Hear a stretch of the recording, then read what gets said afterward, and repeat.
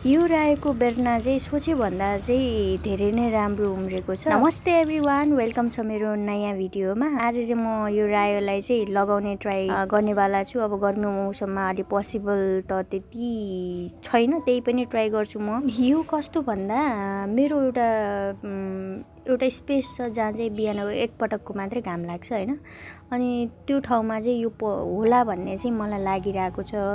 चिसो नै हुन्छ, घाम पनि त्यस्तो हुँदैन, अनि त्यसैले त्यहाँ हुनसक्छ भनेर म चाहिँ आज पोली ब्याग चाहिँ तयार पार्दैछु। पोली ब्यागमा चाहिँ लगाउनेवाला छु। अनि त्यसको वाटरिङको लागि चाहिँ म आफ्नै तरिकाले ड्रिप इरिगेसन सिस्टम चाहिँ बनाउनेवाला छु। कस्तो हुन्छ भिडियो स्किप नगरी हेर्दै गर्नुहोस्। यो चाहिँ मैले स्प्राइटको बोतलमा सलाइनको पाइपलाई एयरटाइट हुने गरी फिट गरेको छु। त्यो एयरटाइट चाहिँ हुनुपर्छ, नभए फेरि अलि गाह्रो हुन्छ। सो टाइटली नै फिट गरेको छु मैले त्यसलाई। अब उसरी भनौँ भने यति सानो बोतलले कति नै पुग्ला र जस्तो लाग्छ। त्यही पनि अब ड्रिप इरिगेसन सिस्टम नै त्यो सिस्टम हो जसमा चाहिँ एक ड्रप वाटर पनि वेस्ट हुँदैन के। सो त्यसैले म चाहिँ यो गर्दैछु। अनि पोली ब्यागमा चाहिँ अलिक गाह्रो नै हुन्छ पानीलाई राख्न, त्यसैले पनि यो चाहिँ इम्पोर्टेन्ट नै छ।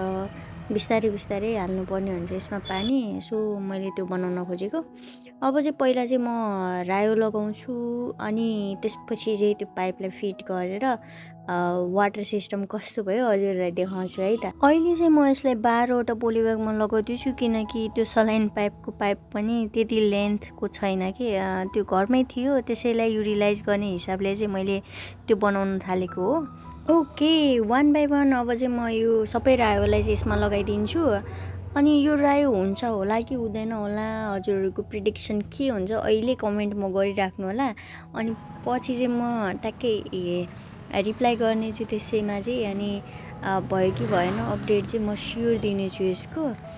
सो कमेन्ट चाहिँ गर्न नबिर्सिनु होला। अनि च्यानलमै नयाँ हुनुहुन्छ भने सब्सक्राइब गरेर सपोर्ट चाहिँ गरिदिनु होला। हजुरहरूको सानो सपोर्टले हामीलाई चाहिँ भिडियो बनाउन धेरै मोटिभेट गर्छ है।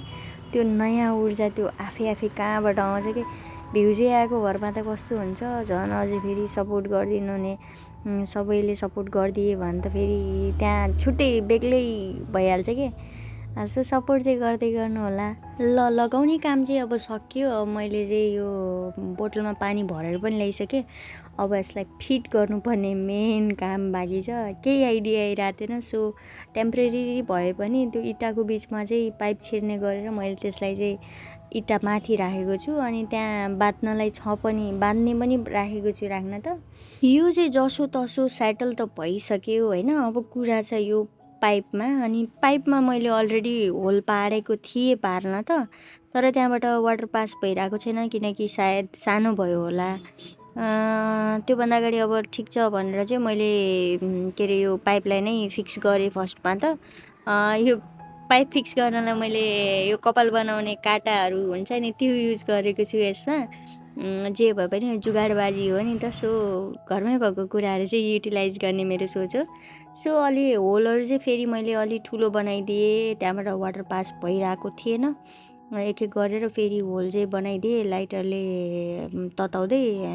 कस्तो हुन्छ होला त, हुन्छ होला त, हुन्छ होला त, कस्तो हुन्छ होला त कमेन्ट गर्नुहोस् यहाँनिर आएर। यो ठ्याक्कै यो टाइमिङमा कमेन्ट गर्नु। ओके, मेरो सिस्टम चाहिँ एक्टिभेट भइसक्यो है।